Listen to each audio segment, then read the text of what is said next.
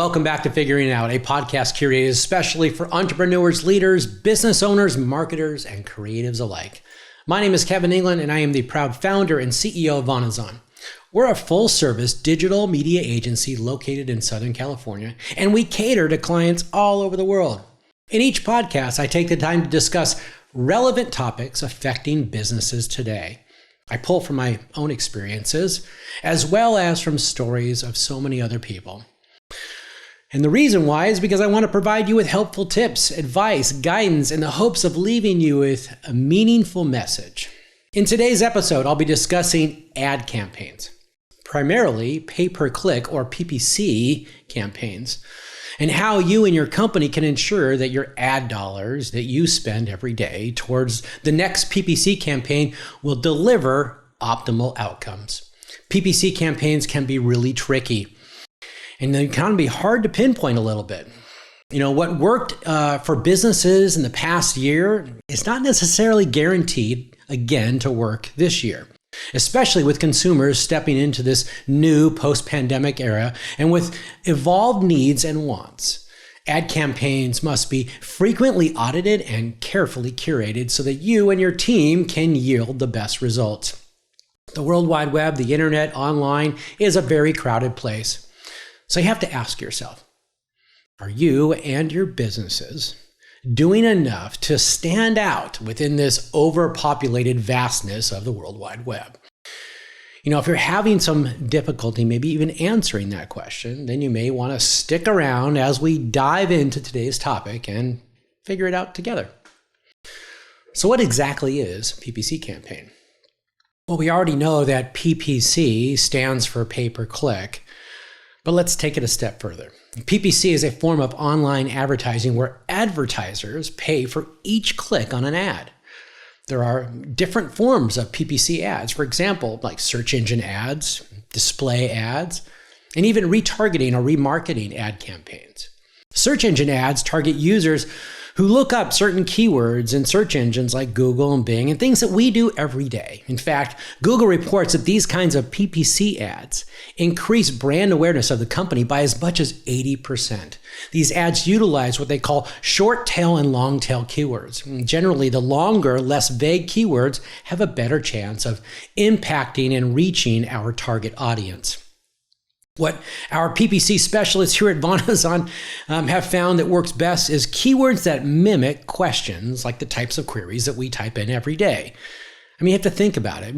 Most of the time when we visit a search engine, we're trying to answer some type of question. So instead of using a keyword such as like tutoring, you may want to try for something more compelling like how to learn online for free. It's kind of a long tail keyword, right? Display ads frequently appear in the form of banners on other websites. These types of ads are great for, driving brand awareness and maybe even increasing the number of eyeballs that see our ads every day, especially if they show up on different websites that are correlated, with our own and with the services and products that we're trying to provide. Retargeting ads are targeted to customers who have visited a particular web page or landing page.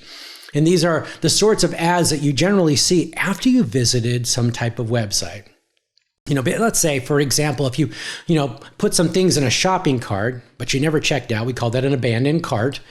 And in the process of surfing the internet, you all of a sudden are tagged, and you're now seeing ads of the company that you were just at, that was, that you were trying to buy those products or services from.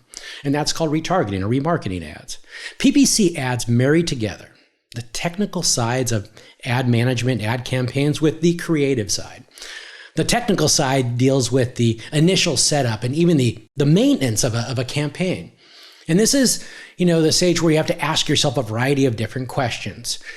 Are my conversions being tracked properly?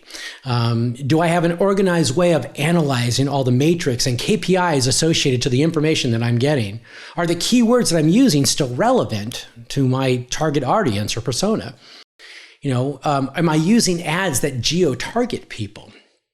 What is the initial cost of a single click?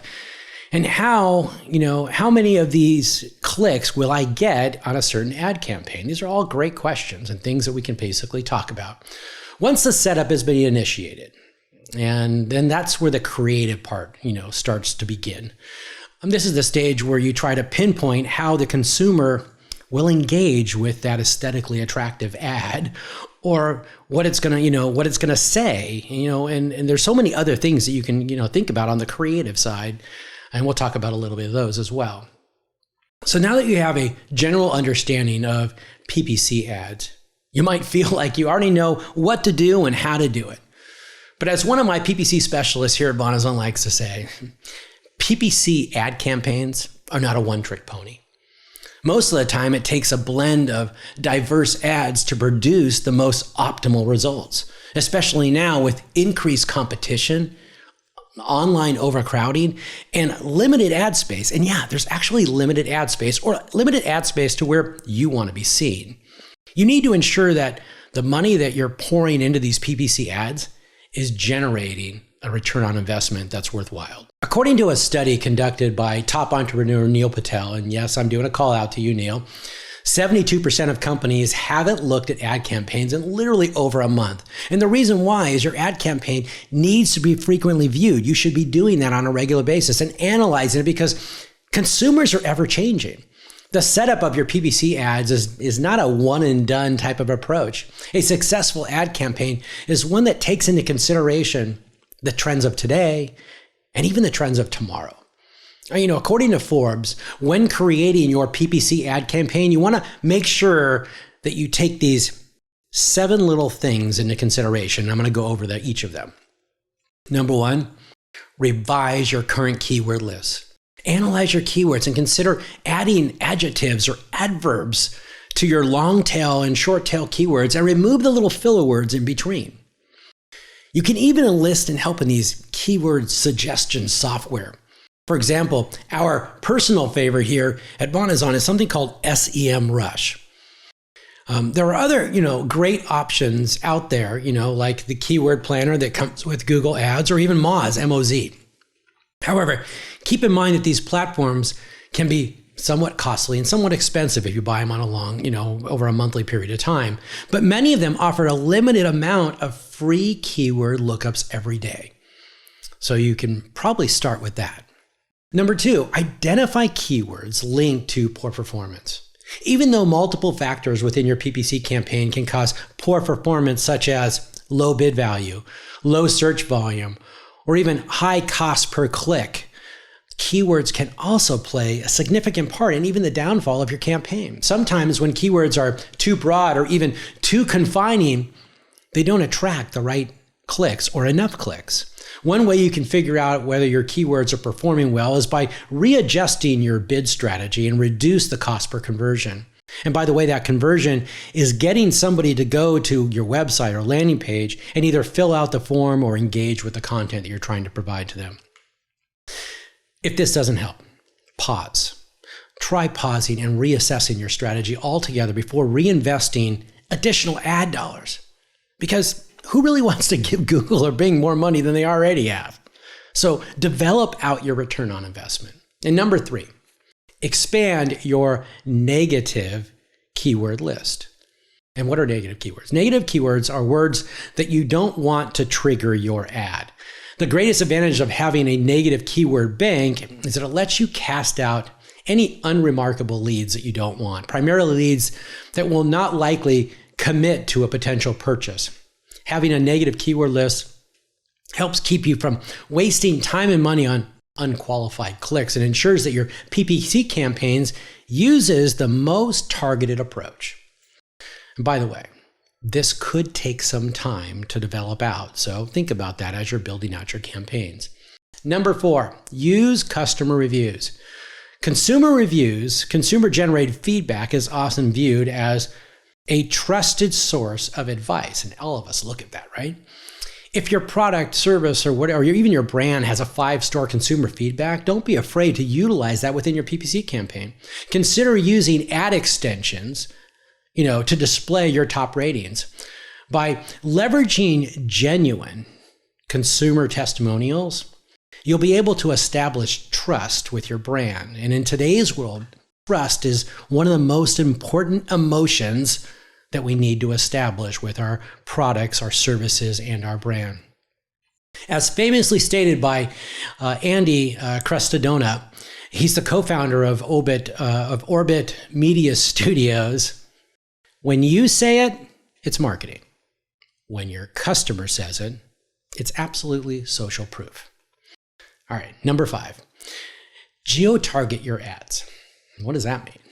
Well, displaying your ads with a specific geographic location that is most relevant to your target audience is a great way to direct your marketing efforts to, promising leads. One way to determine, which regions you want to target is by using the geographic reporting features that are built into most of these platforms. For example, if you're using Google Ads, you can access there's a place called Locations and Distance report. And this report provides you with matrix based on location, how people are engaging with your content based on that location.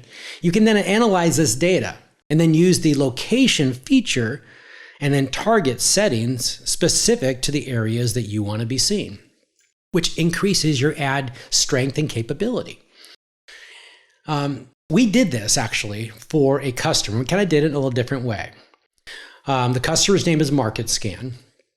And if you know me, you know that I'm very passionate for combining both traditional forms of marketing with modern technological aspects. It's the principle literally that I founded this company on, and it's what I believe generates the most fruitful results. And when it came time for MarketScan to exhibit at an in-person trade show, my team and I came up with this amazing strategy that allowed the company to simultaneously geo-target their ads to people that were in and around the trade show location. And by doing this, the company was not only able to target people at the event, but they were also able to target people that were outside the event and potentially entice them to come and visit. In addition, we added firmographic targeting to generate engagement from prospective customers that weren't able to attend the event all over the United States, using the trade show as the call to action, like as the hook to get them to engage with our content, brand, services, and whatnot for this client. Number 6 is to revisit your consumer personas. Consumer, tastes are constantly changing around the world, and the type of consumer that you initially thought that your product or service might attract may not be the kind of consumer that you actually end up attracting. It may be kind of a wise thing to do to review your client and your prospects, their demographics and information. And if your ad data does not necessarily match the initial assumptions that you had about these ideal clients, then it's time to adjust the ad campaign, to reach out to those unprecedented segments that you initially didn't really account for. And the last thing is that you don't want to miss out on those potential leads, because you failed to take them into consideration in the first place. It's okay to readjust and change the way you've developed that out. It's the benefits of building out a strong strategic ad campaign. Number 7, revamp your landing pages. And this is one of the most, I would say, underestimated things that people do and don't realize they need to do. A landing page literally is that standalone web page disconnected from your website's, main navigation. This is like specifically curated for the sole purpose of persuading that visitor that comes from your PPC ad to complete some type of action. The more relevant the content on your landing page is, the more aesthetically pleasing it looks, the more likely the lead will complete the action that you're trying to convince them to engage with, which could be educational content or whatever. It's like, it gets them to fill out the form, subscribe to your webinar, sign up for that newsletter, all the different things that you want them to necessarily do. The most crucial benefit of having a well-functioning and aesthetically pleasing landing page is being able to gain promising consumer conversions. This is why you need to put something on your landing page that's going to provide value to the end user when they get there. Like utilizing also the same keywords, very important. The same keywords they search for might also be the keywords associated to that landing page. And then offering some type of downloadable resource, or maybe even showcasing some type of really cool video about your products, or educating them further. This is what people engage with and where your ad campaign will actually create conversion. Here at Vonizon, one of our specialties is helping clients to revamp and redesign their landing pages. And it never gets old to hear from clients about the positive impact that we had revitalizing that landing page or the web page, and how they were able to generate more consumer data or engagement. So ask yourself, when was the last time that you tested every aspect of your landing page? Your landing page could be that determining factor on whether or not the click actually turns into a lead. Even at these 7 helpful steps, and as you go through this, you still need to be able to be on the lookout for potential threats. Each year, the technological world continues to advance, and these advancements, with these advancements, marketers face these new challenges. For example, currently in 2021, ad blockers have become a major threat to PPC campaigns, especially since the big name corporations like Apple have started to integrate ad blocking technology within their operating systems. Hootsuite recently reported that 42.7% of global internet users use ad blockers, with extensions like AdBlock reportedly about 65 million users worldwide using that product. And depending on what internet browser that your audience is using, the number of ads that they're exposed to can be significantly reduced. For example, those using Google Chrome can use its Ad Blocking Plus extension and get rid of all advertising efforts on the web, like on websites like YouTube or even Facebook. The extensions of AdBlock that pop up on a regular basis, these ad blockers really help to reduce your ad campaign. But you can get past this. So how do marketers necessarily effectively push their PPC content if it's not always going to be seen by their intended audience? Well, I have some ideas for you. The best solution is to do what our PPC specialists and our strategists will tell you to do on a regular basis. Diversify your advertising channels. Currently, social media advertising remains unaffected by ad blockers. But this doesn't mean that you should disregard other advertising channels such as search or email. You want to explore all of your options, but focus the majority of your expenditure on areas that literally deliver a promising return on investment. If PPC campaigns teach us anything, it's that you never can get too comfortable in whatever you're trying to do, whatever type of marketing strategy you're trying to put in place. People change, web features change, technology changes, new challenges arise as old ones escalate, and the competition diversifies as brands become increasingly familiar. You can't count on the same campaign that might have helped you a while ago in today's world. Sometimes it's easy for brands to grow increasingly reliant on this numerical data or the matrix, the KPIs. But more often than not, you have to look at it from your own perspective. Would I engage with this campaign? And maybe it's wise to step up, beyond the numbers and look at it from a customer's perspective. Is my landing page outdated? Am I utilizing the right keywords? Is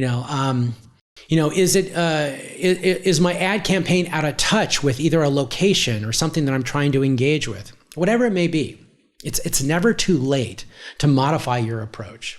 So until next time, my name is Kevin England, and keep figuring it out.